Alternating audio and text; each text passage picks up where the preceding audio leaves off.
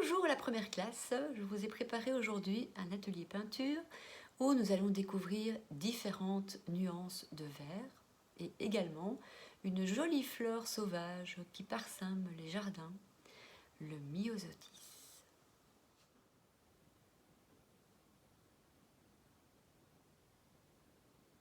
Mais avant de faire la peinture, écoutons un conte de fées.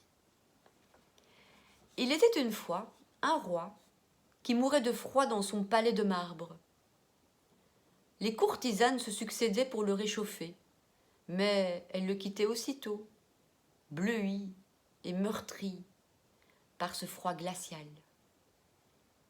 Des chasseurs, des tanneurs, puis des couturiers s'affairaient pour lui présenter de magnifiques manteaux à partir de petits animaux qui avaient été chassés dans les bois pour récupérer leur peau. Il s'agit de l'hermine, de la zibeline et de la martre. Les voici, ces petits animaux tout mignons que l'on chasse pour leur fourrure. De plus en plus désespéré, ces manteaux sublimes ne lui apportant aucun réconfort, le roi songeait sérieusement à abandonner son royaume pour partir très loin, dans un pays où le soleil brillait et réconfortait par sa chaleur, et là où il aurait enfin chaud.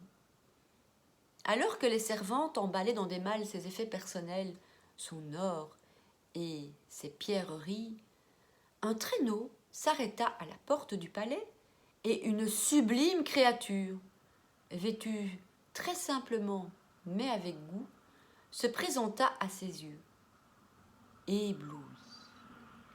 Des fleurs de myosotis étaient piquées dans ses boucles vaporeuses. Son sourire était prometteur, semblant inciter à l'amour.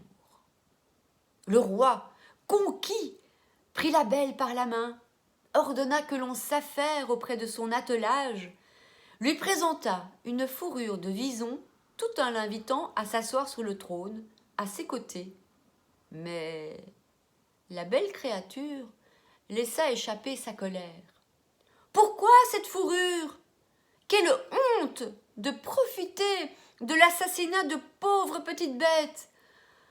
Parurent des forêts et des lacs pour se vêtir de leurs dépouilles. » « Pardon, mamie, dit le roi, si je vous ai offensé. C'est la coutume dans mon pays. Eh bien, si tu veux réchapper au châtiment que tu mérites, cesse de grelotter sans raison au fond de ton palais si froid. Habille-toi avec simplicité, monte à cheval et cours à la recherche de ta destinée. Tu n'auras plus jamais froid, j'en réponds. Et la divine créature partit comme elle était venue, dans un bruit de grelots, laissant le roi à ses réflexions. Tout penaud, il ne put s'empêcher de penser que la merveilleuse apparition avait dit vrai. Il agit désormais en suivant ses conseils et demeura en son palais de marbre juste le temps de se reposer des grandes chevauchées qui lui donnèrent enfin le soleil et la paix. Et d'ailleurs, la peinture, on va la commencer par mettre des petites taches de petits jaunes un peu partout, car le cœur du myosotis est jaune. Vous êtes prêts pour la peinture ? Préparez bien votre matériel, donc une plaque, une petite éponge, un pot d'eau, un pinceau, un chiffon, et n'oubliez pas de bien imbiber votre feuille de chaque côté afin que le papier soit bien mouillé. Pas à la piscine. À tout de suite. Pour commencer, on va faire donc des petites taches avec le jaune citron. Petit jaune. Et on va en mettre un petit peu partout, car les myosotis, ce sont de toutes petites fleurs avec un cœur tout jaune. Voilà. Elles vivent en groupe en général, et sur une branche, il y a plusieurs feuilles, plusieurs petites fleurs. Voilà. Je m'arrête là. Vous faites les petites étoiles jaunes. Ensuite, Beau Bleu va arriver. Vous vous rappelez de Beau Bleu qui contournait Petit Jaune pour voir comment il était. Mais Petit Jaune lui avait demandé de ne pas le toucher. Et donc, on va faire la même chose. On va prendre du Beau Bleu et on va le mettre partout sur la feuille en contournant légèrement sans toucher Petit Jaune. Beau Bleu, c'est le bleu chaud qui libère sa lumière.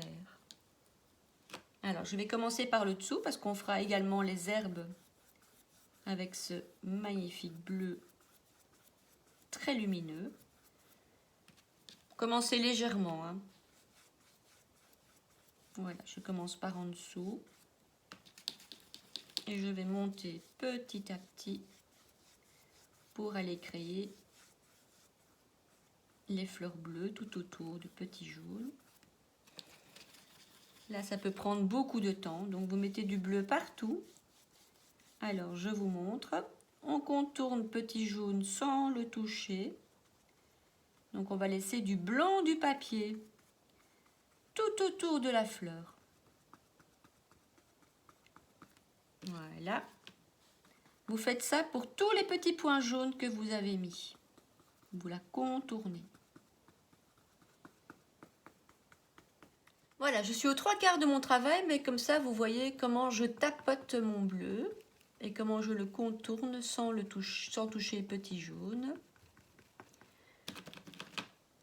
De manière, donc vraiment, je tapote avec mon pinceau. Je ne fais pas comme ça, je fais des petites touches de couleur pour donner un peu de matière à mon fond bleu. Maintenant, on va faire le vert. Alors, on prend le jaune citron. Et on va également commencer par le bas. Alors, ce sont des herbes. Donc là, je vais faire plutôt des traits un peu en oblique. Des petites herbes qui montent avec un peu le plat de mon pinceau, mais également la tranche. Et je monte petit à petit. À chaque fois que je prends du jaune, je rince mon pinceau pour ne pas le salir. Je continue, je fais une autre partie maintenant. Donc pas des grands traits, hein, vraiment des petites herbes. Et je vais vers le dessus, je reviens en arrière afin de mélanger mon bleu et de créer justement tous ces verts différents. Je ne m'approche pas trop près de la fleur car il va falloir faire ces pétales bleus. Donc je ne vais pas tout contre. Je laisse toujours un espace. Je continue avec mon jaune. Je contourne chaque endroit où j'ai mis un petit point jaune et je fais ça pour tous les petits points jaunes que j'ai mis. Vous avez vu, hein, je laisse un espace de liberté parce que c'est là que viendront les pétales. Voilà, je continue. Plus j'avance dans ma peinture, je fais de moins en moins d'herbes pour que ce soit plus flou. Donc là, je tapote de nouveau mon jaune en réservant toujours une zone bleue autour de mon cœur jaune afin de pouvoir ensuite faire les pétales. Voilà, je reprends un petit peu d'eau et je continue à faire ça. Une fois que vous avez bien mis du jaune partout pour faire du vert, maintenant vous essayez avec votre pinceau d'un peu mieux marquer les arrondis des pétales. Je n'ai pas repris de couleur, j'utilise juste la couleur qui est déjà mise tout autour et je la réintroduis un peu à l'intérieur. Voilà, donc le myosotis a 5 pétales. Et donc maintenant je les fais un petit peu plus précises. Voilà, je rentre, voilà pour séparer les pétales. Je fais l'arrondi. Voilà. Encore une. De manière à avoir de jolies fleurs. Vous faites ça pour toutes vos petites fleurs. Une fois que vous avez fait tout le vert, on va mettre maintenant un petit point bleu. Donc vous prenez un pinceau beaucoup plus fin et on va mettre au centre de chaque petite fleur un petit point bleu. Car effectivement, elles ont une zone beaucoup plus foncée au milieu. C'est le cœur de la fleur. Voilà, si votre feuille est encore bien mouillée, ça va se diffuser dans le jaune, ça va être très joli. Moi, ma feuille est déjà un petit peu sèche.